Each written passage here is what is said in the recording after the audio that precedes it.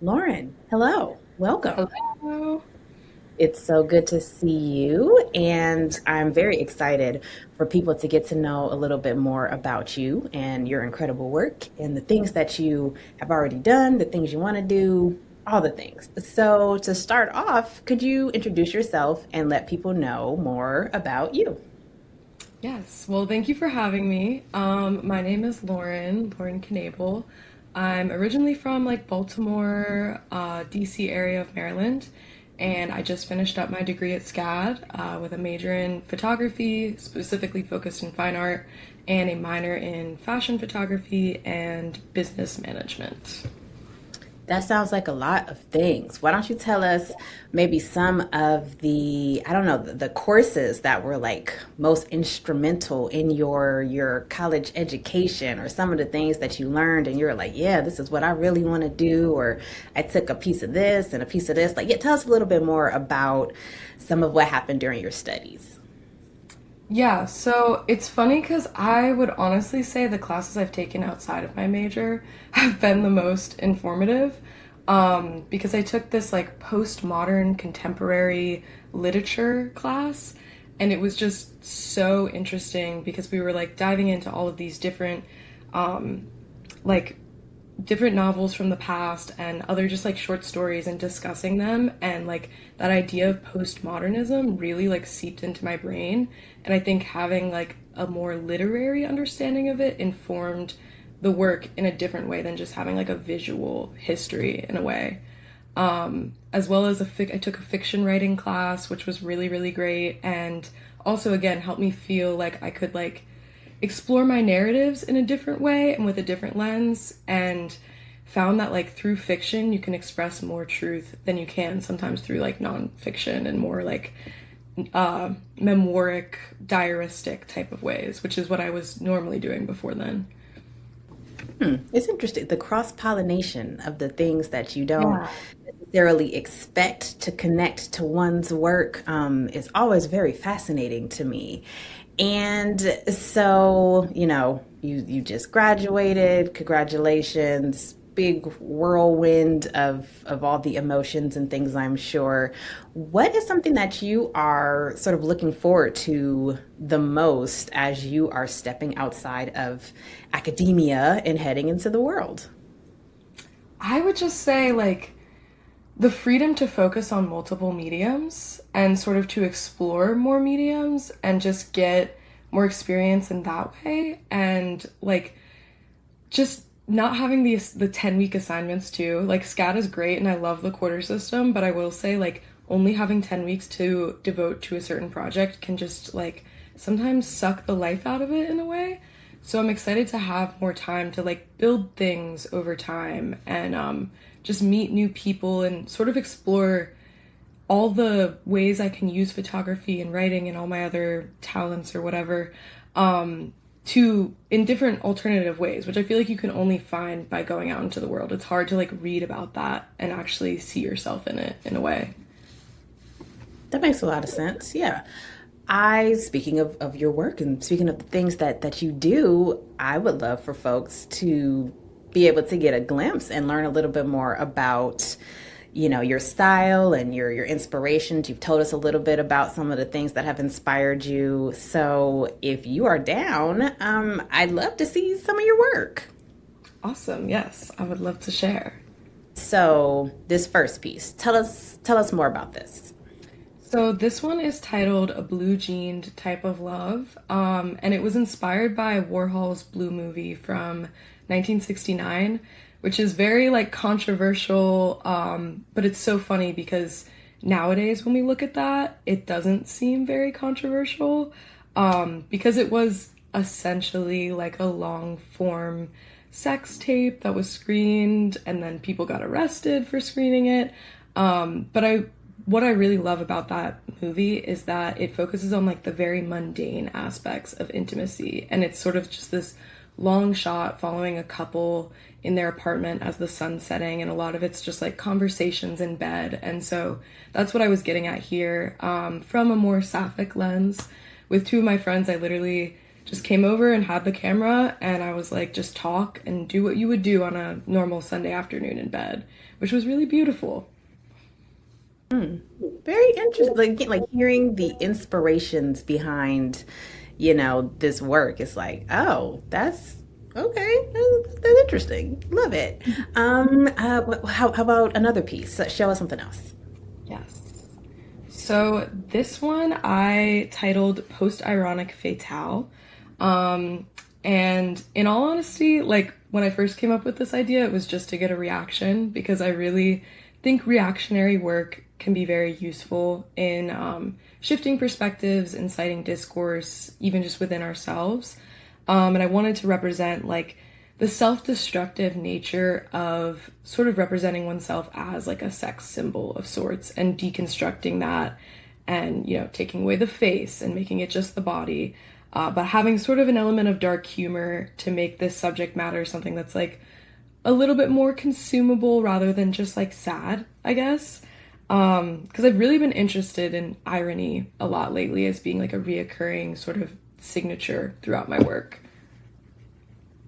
The creative process, the things that the robots can't put together because they're True. robots. Like we need all of this. And for me, as a non-photography expert, I mean, I look at this and I'm like, this could be like a fashion thing. This could be like a fine art thing. Like, do you have a particular lane that you're like, oh, this is kind of like what I would love to work in, or I'm kind of open to doing whatevs. Like talk to us about that.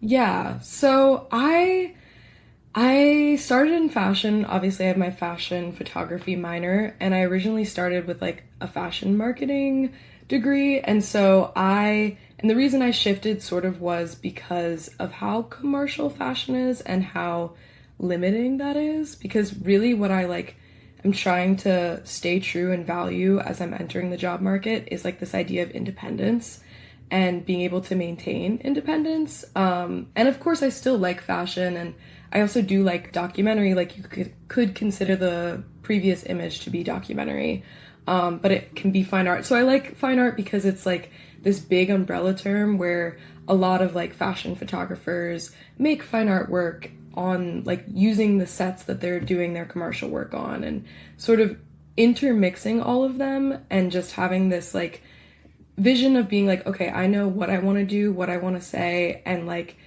I'll find whatever realm will take me and let me use that freedom. And particularly like publishing is more so in like books and even like digital galleries. I just want the work to be somewhere where like it can be found by other people. And I know this is a long-winded answer, but it informs it all. Yeah. No, that's great. Long-winded is great. Say what's on your mind. Love it. All right. Why don't you show us one more piece? Got you. So this one is titled One Way Ticket. And honestly, this was also just made out of boredom, which I think is a really powerful emotion, and we should like let ourselves be bored more because it allows for so much to come up. Because this was my friend visiting. Robots cannot feel. Yes. Yes, no, exactly. They can't be bored. But yeah, so this was my friend visiting and it was like one of their last days and I was like, let's just go take pictures. And I was like, oh, bring the suitcase. Like that was my idea to sort of have that symbol there.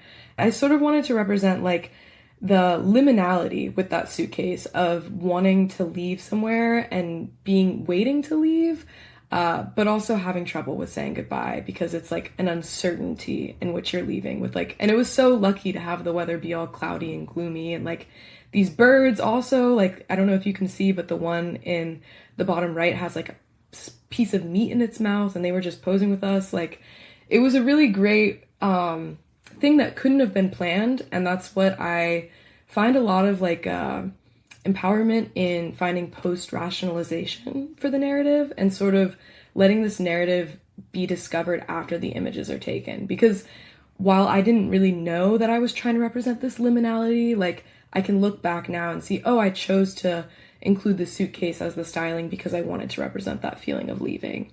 And so, but that's not something that was conscious necessarily while I was doing it. But in allowing for the narrative to be built over time, I really feel like so much luck and nuance can be found there. We are big fans of chance here at Could Be Pretty Cool. That's kind of how we got started. Let's just get a bunch of people together, put them in a room, see what happens. And I see with your work, like now that I see it, like now that you're talking about it, it's like, oh, yeah, I do notice the bird that just happened to be right there with some food in its mouth. And it's like, that's beautiful. Yes, we love that. So thank you so much for sharing those pieces with us. And I mean, already we can see that you have a vision, you have a voice, you have a style. And now we do the fun part of going out into the world and figure it out where that lands within the grand scheme of all the things. So tell us a little bit about your sort of future aspirations, maybe some of the things that you hope to do, places you hope to go, types of organizations or your own thing, some of the things that you're like, okay, you know what? This is what I want to do. At least, or what you think right now, because it might change over the next, couple of weeks, months, I don't know. Right, yeah. Definitely New York is the first thing. That's like the first light I have. Just because especially with the work that I make, I feel like it fits the most into New York because New York just has this sort of like experimental, edgy, like I could use better words to describe it, but they have this sort of like very open-mindedness to things that are a little bit more socially taboo than other places. So I'm really looking forward to that and just being surrounded by that, all the galleries and the connections, and sort of staying open to whatever finds me. But I definitely do, and it's hard because like part of me wants to do the corporate thing and like secure the fundings, but also a part of me is like thinking that I kind of just want to work a day job and then be able to still support myself creatively and not give up that independence that I was talking about. Because I really just want to connect with other artists, like musicians and other photographers trying to build things, making zines together. Anybody who needs a photographer and like, or a ghostwriter, I would love to do ghostwriting, like little things like that, wherever I can fit in and just sort of finding other like-minded creators who might not necessarily have the funds to pay me at this point, but who we can build each other up and then eventually get the funds to make bigger projects in the future. And just anything indie. That's really what I've been into lately, is like indie publications, indie gallery spaces, indie artists of any type. Like I just really like that sort of startup feel and hope to one day with these connections maybe build my own sort of like photo publication, because there is a real gap in the market in like indie photo book publishers as opposed to like literary publishers and stuff. Well, indie folks, indie orgs, Lauren is here now. Lauren is about to be out and available to do stuff and to link up and to make things. So, Lauren, how can these potential collaborators, stakeholders, colleagues, how can they find you? Yes, definitely on Instagram at Lauren Knabel, but also my website, www.laurenknabel.com, and preferably email. This is my public plea to bring back emails over DMs. I love email, but DMs, my response time can vary. Very cool. Well, Lauren, thank you so much for sharing your work. And again, congratulations. It is a wild ride out here, but it can be fun. It can be fun and exciting. And yes, using chance and whatever else happens to continue to grow as an artist is going to be an interesting ride. And we wish you all of the best. Thank you. Thank you so much.